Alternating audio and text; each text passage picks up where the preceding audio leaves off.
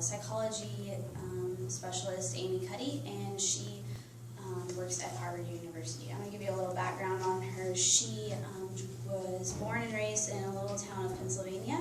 She was a classical ballet dancer while she was little, and when she was in college, at Colorado University, she was a roller skating waitress.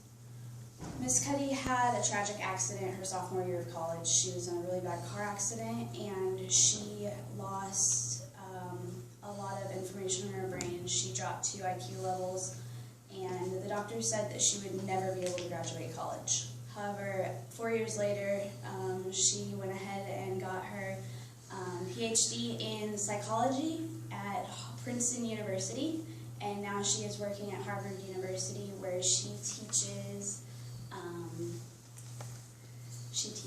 classes in MBA with negotiation and power and influence.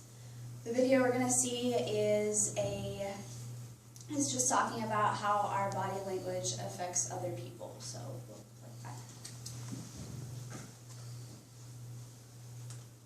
that. So obviously, when we think about nonverbal behavior or body language, what we call it nonverbals as social scientists, is language. So we think about communication.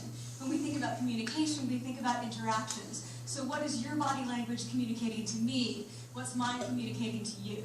And there's a lot of reason to believe that this is a valid way to look at this. So social scientists have spent a lot of time looking at the effects of our body language or other people's body language on judgments. And we make sweeping judgments and inferences from body language.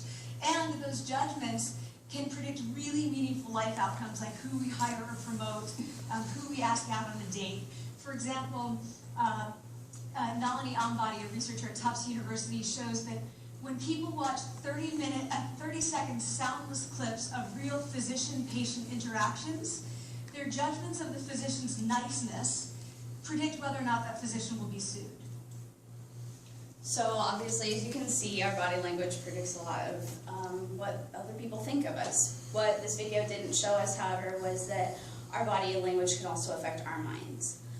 Amy did a study at Harvard where she got 2 groups of people together and had them go in different poses for 2 minutes to see if we could change the way that our minds think by the way that our bodies act. So she had one group, she had them sit in high power poses, which would be like spreading out or standing up with your hands on your hips, like acting like you're in power or something.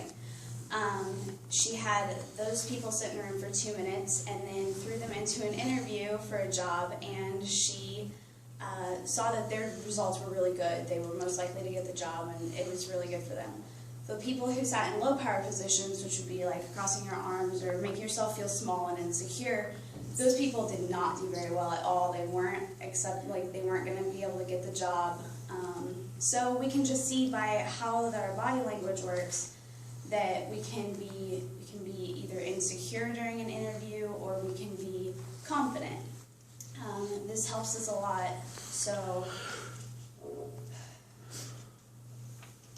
if we can think about these things before we go into an interview or before we go into to speak or something, we can build ourselves up and make ourselves feel more powerful, so we'll be more confident.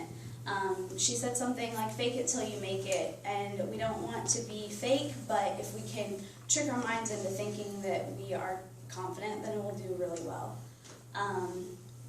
Some really cool things that I noticed that she did is she was just a really energetic speaker. She talked really, really fast though, so that was kind of a negative. She would get ahead of herself. Sometimes she got ahead of her slides that she was showing. She was very good at subtly putting in her sources, so that was really, really impressive.